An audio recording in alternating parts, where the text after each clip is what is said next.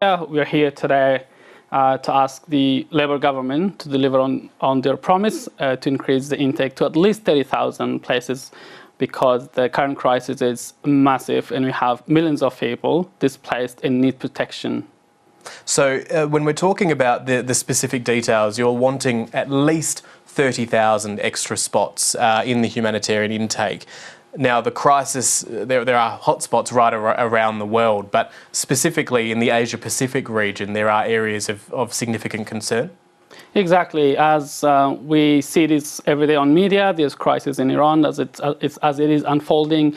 We had crisis in Afghanistan, that people are fleeing persecution day by day. There's thousands of refugees that are fleeing Afghanistan to neighboring countries. And then you have Ukraine, which is invaded by Russia. So given that crisis that is growing, and you have Myanmar as well, that military is persecuting civilians and politicians that are standing against your regime.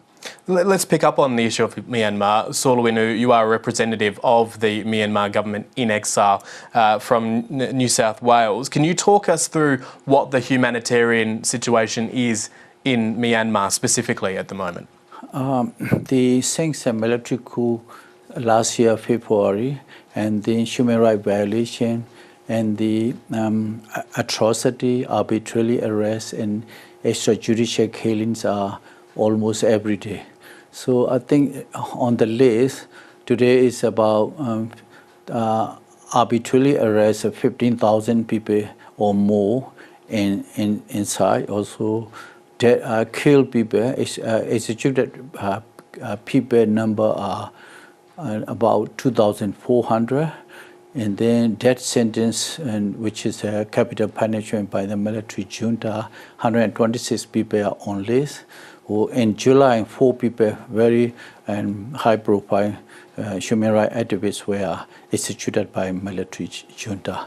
And moreover, 1.3 million internally displaced people all over the country, and also most are in their need for the resettlement as a solution, because the first proper solution is repatriation, but country is they cannot get to the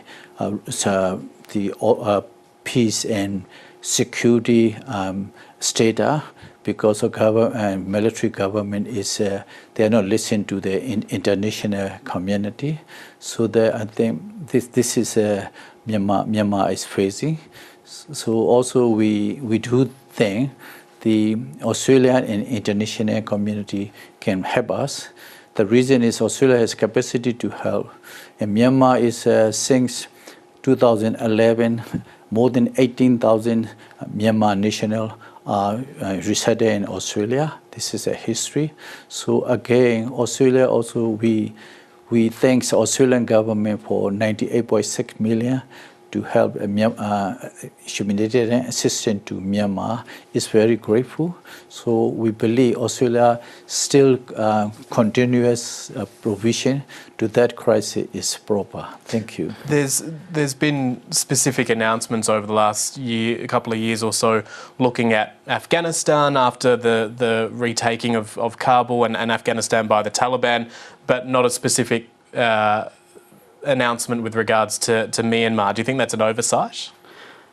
I think so.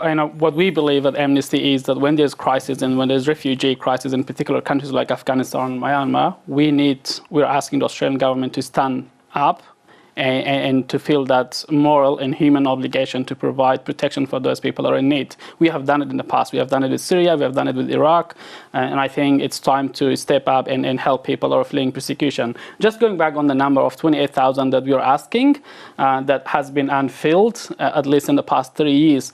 The previous government, the Scott Morrison government, has promised during their election, the last election, that they were providing 18,700 refugees, 750 per year.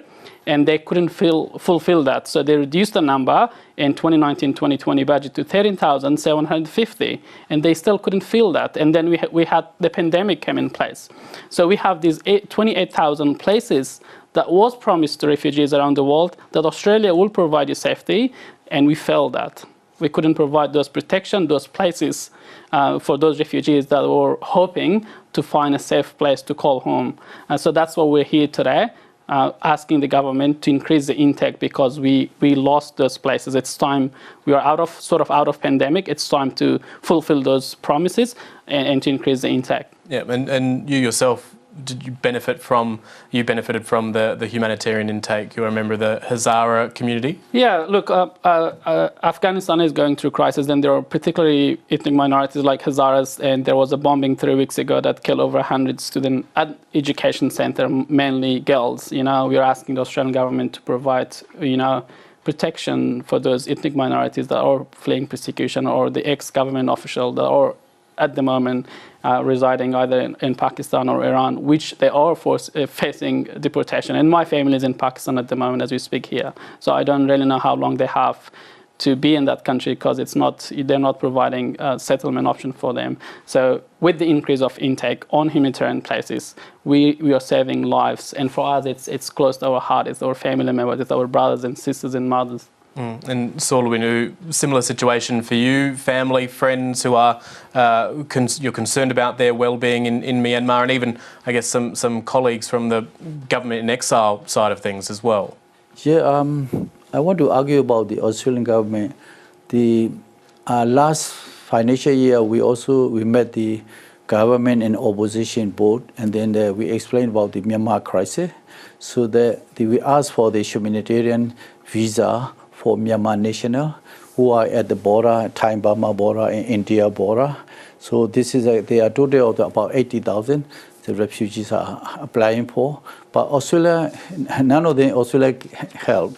So in last year, the 2021-22 budget the reserve as African and Ukraine has some crisis response. Like I can see African, I think there are 26,000 places for Africa, and then they are installmentally 3 years, 5 years, I think, 5,000 each year, 4 years. So that this is a solution, is proper.